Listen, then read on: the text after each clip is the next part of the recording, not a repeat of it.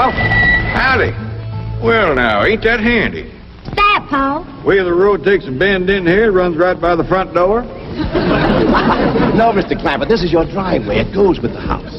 Is this thing a hiya? Oh, yes, indeed. It was built by John Barrymore, one of our finest actors.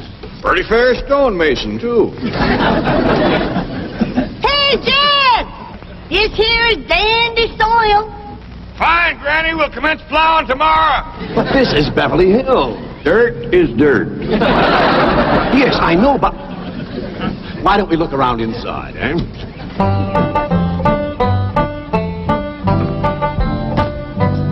Well, here we are. I hope you're going to like this place I picked out for you. Maybe a trifle larger than what you're used to, but I feel a man with $25 million in my bank should live in a manner that... Come in, this is your home.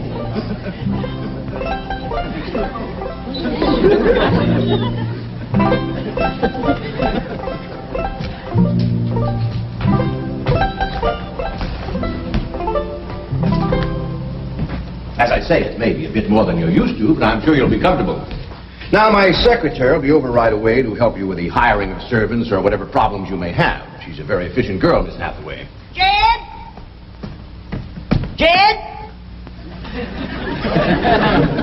Jed? You and Jethro fetching my stove so I can get some victuals to cooking? You have a beautiful stove. Thank you. Fetch it in, Jed. You scare up some wood, Ellie. No, I mean you have a stove already installed in the kitchen. Where's that? I'll show you. Excuse us.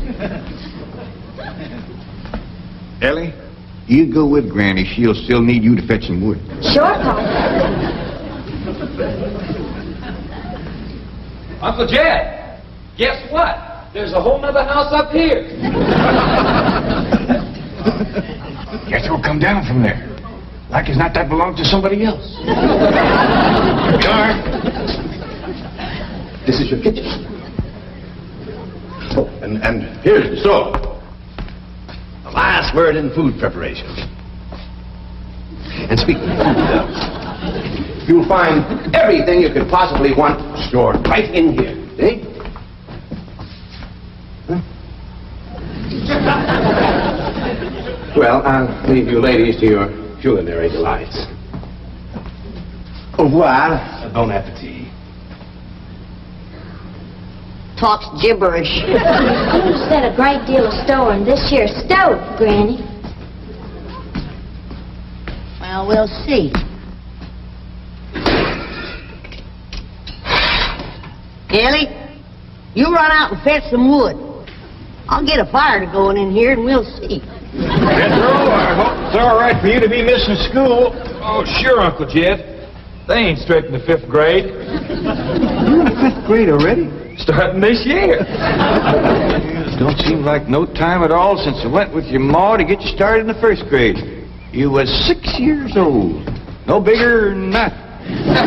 We drove clean over to Oxford so you could go to the same school your pa went to. You wouldn't know that town today, Uncle Jed. Oxford? Yes, sir. Well, that town has growed and spread out and built up and just kept getting bigger and bigger.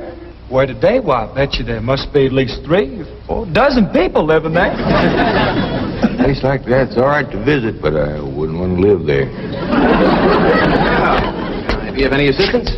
No, thank you, Mr. Drysdale. We were just talking about Jethro here getting back to school. Oh, well, we have some excellent educational facilities out here, Mr. Clampett. Where do you go to school, Jethro? Oxford. Yeah, you see, Jethro's ma, that's my cousin Pearl. She married an Oxford man, so naturally Jethro, he goes to school there, too. I'm the champion crawdad eater. At Oxford? Jethro put away 3 buckets of crawdads. 4. And he's learned to cipher and everything. Cipher some for Mr. Drysdale. 1 and 1's 2. 2 and 2's 4. 4 and 4's 8. I have to take off my shoes to get any further than that. Never mind. I'm sure we're thinking of 2 different Oxfords. You see, there's one that's very, very famous and very old. That's where Jethro goes to school. Been there since pioneer days. That's how come it got its name. It's where the oxen used to ford the river. So folks took to calling it oxen ford, and later on got shortened to Oxford. Well, I'll be running. Oh, by the way, here are your keys. My secretary should be over very soon. Well, thank you very much, Mr. Drysdale, for everything you've been doing for us. Oh, it's my pleasure, Mr. Clampett. You see, I'm not only your banker, I'm your next-door neighbor. Well, say, now ain't that nice? Well, now, why don't you bring your missus over tonight for supper, and I'll have Granny whomp up a mess of grits and hog jowl. Well, you see, right now my wife is in Boston. Well, that's too bad. When'll she be back? Not too soon, fortunately. I'll see you later. Well, thank you, Mr. Drysdale. So long. Uncle Jed, you reckon one of these days I can have me a little bitty old taste of Granny's moonshine? Now, Jethro, you know the family rule about Granny's moonshine? You get your first taste on your wedding day and not before. Well, Uncle Jed, that might be an awful long time. I ain't even got me no sweetheart. How come? Why, back home, every time I get me a girl, one of them there big fellas would take her right away from me. Maybe out here in Beverly Hills. Paul, could I please have the axe? I gotta split some wood for Granny. Fetch it, Jethro. Ain't this place got a wood pile? Not that I can find, but I found a whole row of black old dead tree trunks, pretty near as high as this height. Is it kind of big for you to tackle? Well, shucks, no, Paul. They're only this big around, and all trimmed and topped and strung together with the black rope, so as no matter which one you cut, the others keep it from falling. Somebody had a right smart idea there. Just the same, I think I'd rather have Jethro do the cutting. Oh, Paul, let me. Ah, cutting trees and chopping logs ain't no work for a girl. I'm just as strong as Jethro. You ain't neither. I am so. You ain't neither. I am so too. You want to wrestle? Darn too. Now, here, that ain't no fair fight. Somebody's gonna get hurt. Now, yeah, you see, you're getting too rough. Jethro. A person can get crippled from a hold like that. Get up from there. I can't, Uncle Jed. You turn him loose and get up from there before I take the strap to the boot. Now, here, you get out there and chop down one of them tree trunks and saw Granny some nice logs. Yes, sir, Uncle Jed. Could have whooped you if you hadn't tripped me. Okay? Come back here and sit down. I want to talk to you. Whooped him fair and square, and I'll do it again.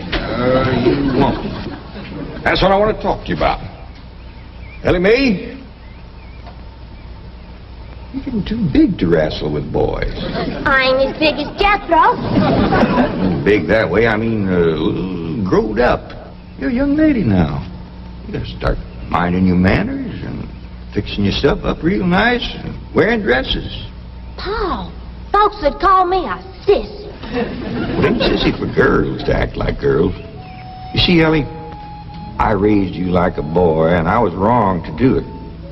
I reckon every man liked to have a son, and you was my only young'un.